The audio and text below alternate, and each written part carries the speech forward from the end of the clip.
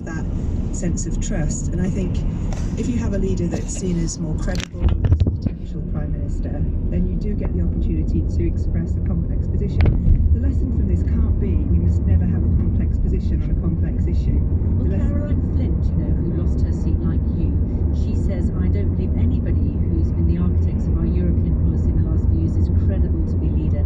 I don't think they can win back those seats. And she mentions Keir Starmer by name. Well, I'm not telling anybody else what they need to think. All I'm saying is that to take a position that unless you have somebody who is either female or speaks with a northern accent, whatever you mean by a northern accent, there are many northern accents, that they can't be the Labour leader, because I just think that's totally to misunderstand what happened in the North last week. People didn't believe that we were presenting somebody who was a credible proposition to lead this country, and we mustn't ever make that mistake again.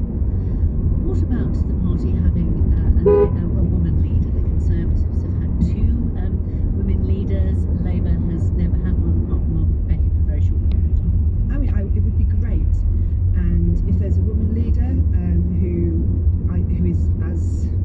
has the qualities that I think that we need, then I will back her. But at the moment, I think that Keir is the best proposition, and I know that there are many people in the Labour movement and many people probably who live in cities and who are university educated and who would feel that these identity issues are very important to them. And I'm not saying they're wrong, but they are not important to the people that we need to win back. What about Rebecca Long-Bailey, who's getting a lot of support from people, including Shadow Chancellor John McDonnell, a woman who has a seat in Salford in Greater Manchester? Rebecca's great.